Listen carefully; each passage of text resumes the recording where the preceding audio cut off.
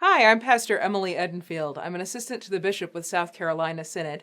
And today, in honor of Black History Month, I get to interview the Reverend Jackie Utley.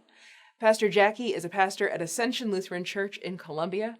Pastor Jackie, it is good to have you with us today. It is so good to be here today with you, Reverend Emily. Happy to be. Now, Pastor Jackie is a historic figure in South Carolina Lutheranism. You are the first African American to have been ordained in the South Carolina Synod. Not the first to serve as a pastor or deacon here, but the first to be ordained in South Carolina back in June of 2013. Can you talk about some of the ways that you've seen God at work in racial reconciliation over the course of your time with the Lutherans at Lutheran Theological Southern Seminary, and now as a Lutheran and a leader in the Lutheran Church? Sure, Emily. I enjoy telling this story. If I may say, it's the story that's called How Jackie Got Lutheranized. And for the most part, after having attended Southern Seminary among white Lutherans, and I myself at the time being pretty much the only full-time African American on the Southern Seminary campus, I'd say that's how I coined the phrase Jackie became Lutheranized with Lutheran colleagues of a different race. So the way I look at that is in 2011, when I joined the Lutheran Church and became a member as an African American, becoming a member of a predominantly white institution here in the state of South Carolina. At the time that I joined the church, I immediately learned of a racial reconciliation group that the bishop at that time, Herman Yost, was leading in the Synod at that time. And this group it was an ecumenical group consisting of both male and female clergy from various faith traditions, both black and white. And this group met over lunch monthly, and I became a member of that group. And in joining that group, we would talk about issues. We would share our issues about issues of life concerning race and racial equality. And this group existed for at least 2 or 3 years, and I found God at work through that group. And occasionally I recall that Pastor Mary Anderson, who was a member of that group, she would occasionally invite the entire group over to her house for dinner. And so we'd have discussions, good discussions over a meal and sharing with each other. So that was one of the ways that I saw God at work for racial reconciliation in this Synod. Shortly after that, in the same year of 2011, I was asked to join it was at that time the Commission on Inclusiveness, which is now the Inclusiveness Network. During that time, when I joined back in 2011, immediately the Synod covered a trip to attend a workshop in Chicago, which was a workshop on racial reconciliation, which was very effective and very informative. After returning from that workshop, the Inclusiveness Network, the Commission on Inclusiveness at that time, decided to form a workshop called Talking Together, Facing Racism in Our Communities. Through that workshop, it was a way of getting people of racial diversity together over a period of time, and we'd have discussions that addressed institutional racism or systemic racism. And African Americans have been affected by it here in America forever, has been and still are. And so from that, what I always thought was mindful was that Reverend Jenny Abersher, who was assistant to the bishop at that time, for at least 2 or 3 years, she invited the Inclusiveness Network to kind of host that a briefing of that workshop during some of the discipleship experiences of the Synod Assembly. And for at least 2 or 3 years, we would hold a briefing of that workshop. And this led to a few congregations throughout the Synod to host that particular workshop at their church. And it was a way of us having conversations about racial tension and race and reconciliation. And so that was one of the ways that I've always seen God at work here in this Synod. And then it was one thing that in 2015, say for instance, when the Emmanuel shooting occurred, Bishop Yost at that time requested that the Inclusiveness Network would form a task force. And through that task force, it was to initiate the movie showings of Selma. And that was a project that existed for some time, led by Reverend Leroy Cannon, along with Bishop Yost. And they would gather with Lutheran congregations, Lutheran members, and then they would go to African American congregations of various faith traditions to watch the movie together, share a meal, and then have conversations regarding race. And so that had been very effective for some time. But what I always thought was so captivated over is that Reverend Jenny Aversher at that time, she was planning the Synod assemblies. And so she was always intent every year to make sure that there was some type of event or activity that would address race and reconciliation. I do believe it was Reverend Jenny that had us watch the movie The Hate You Give at one of the Synod assemblies. And that was really an eye-opener for myself and so many other colleagues at that time at that Synod assembly. And this was all because Reverend Aversher has always been mindful herself of making sure that the issues on race and reconciliation are always addressed. So I see God. What I actually see God doing is continuing the work that God has already been doing from the time that I joined this church as an African American, which is to address the ills of racism, so that our congregants can be more educated by engaging in conversations about race and reconciliation. Well, Pastor Jackie, what do you wish people would understand about race and the church?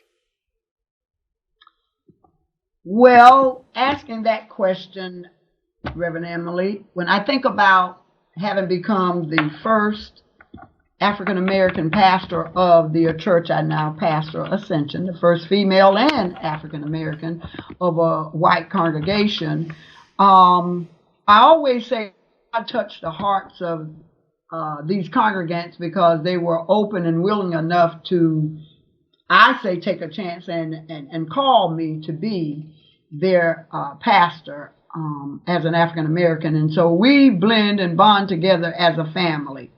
But having served in this Synod as a rostered leader for the past, say, 7 to 8 years, what I find, which disturbs me actually, is that I believe that the average churchgoer here in the Lutheran Church, here in this Synod, maybe they do not view racism as a sin. So first of all, I wish that people would understand that racism is a sin. And of all places, it should not exist in church. However, it would be good if people would understand that racism has been nurtured in the church from the time of slavery. African Americans are quite aware of this, that racism was nurtured in the church. And so when it comes to educating people and addressing the sins and ills of racism in our churches, I wish people could understand that it would be nice if white pastors, first of all, weren't restrained from preaching the truth of racism existing in the church, and that it is a sin. And we know, you and I know that, and it disturbs me, and I wanted to voice this. I think I want to share this. It does disturb me as an African American that, well, first of all, I know that there's such a thing as tribalism, and people tend to like to be with who they look alike and think alike. And I know that there are congregants that are sitting in their churches comfortable, looking like everybody that's in there and acting like everybody that's in there. And soon as, and in the white church, as soon as a person of color comes and enters that church, there's an uncomfortability that's there. And I'm wanting the people of this Synod to explore their feelings about having the others come and not a way of invading their worship space, but being invited to their places of worship. I can say that truthfully here at Ascension, when African Americans, Latinos, or whomever, Asians visit our congregation, they always come back to me and say, I felt welcomed in your congregation. The people in your church made me feel welcome. And that's what I hope and dream to see for all of our congregations here in South Carolina. So we have work to do in education and Yes. in wrestling with our history, as well as in changing and becoming the people God has made us to be, the communities that God is making us to be through that welcoming invitation. What you're saying really highlights that this is not work that any of us does alone, but that we do in conversation and in community with other Lutherans and Christians of other denominations. This is a whole church activity that brings peace to the whole world around us. Yes. So our next event for the Inclusiveness Network, of course, is our CAST book study. Yes. The book Cast by Isabel Wilkerson, coming up starting February 23rd at 6:30 on Zoom. And we're excited about that and the way that it's going to continue this legacy of conversation and maybe bring it to a new audience as we're able to connect through the internet for this, reaching out beyond the folks who might be able to gather in person. I wonder, where else do you see the Inclusiveness Network reaching out and continuing to partner with God in this mission? Well, for the most part, Reverend Emily, whereas the Inclusiveness Network has always been centered around the work of addressing race and reconciliation, I would say that for the first time this year, an actual race and reconciliation task force has been formed under the inclusiveness umbrella, if you will. In addition to that, a Latino task force has been developed and formed, falling under the Inclusiveness Network umbrella. And of course, I do know and I'm aware of having two Latino pastors, Pastor Alejandro and Pastor Jorge, who are members of the Inclusiveness Network. Of course, they've always addressed how them being Latinos, find that whenever we're talking race and reconciliation, it tends to always focus on the blacks and the whites. Well, there's a reason for that. But in any case, we want to let them know that they have a voice in talking about race and having a seat at the table when it comes to talking about race and reconciliation. So at some point, I see that a Latino task force has been formed, and because I serve as the chair of the Inclusiveness Network, I plan to walk hand in hand with them, this Latino task force, to be aware of what conversations they are having, perhaps partake in the conversations, and at least let them know that they are always invited to what they would consider the black and white conversations. In addition to that, there is another network that has been formed under the Inclusiveness Network umbrella, and that is the Indigenous People Accompaniment Network, acronym IPAN. And it's for the indigenous people who are, some are members of our congregations and some are not, but they're here in our state. And they would like a seat at the table. And so this has been formed by a Reverend Greg Moore, I think he founded this and is led by him. And so I myself am a member of this particular network. And I'm just excited that because I'm in the work of inclusiveness, doing work of inclusion, I'm glad that we're coming together in racial diversity with the Latino community, the African Americans, the whites, and the Indigenous people. I look forward to us doing work. I'm not sure exactly how we're going to navigate some of the projects we might take part in, since we can't meet in person and have large gatherings. But I do anticipate us doing some virtual meetings to get things off the ground with these particular networks, these particular groups. Yeah, our conversation, in some senses, has started with Black and white, African American, Yes. European American communities, but we know that the fullness of God's kingdom includes folks of every skin tone and every background. And so, what a joy it is to get to be part of making the table longer, of Yes. broadening the conversation, of making sure that our church and our congregations get to reflect God's beautiful diversity. Absolutely. Mm-hmm.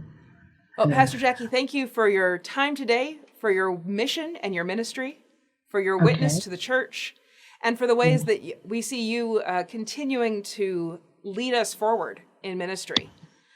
We, of course, invite everyone who's watching this to pray for our Inclusiveness Network and to Yes. come and take part.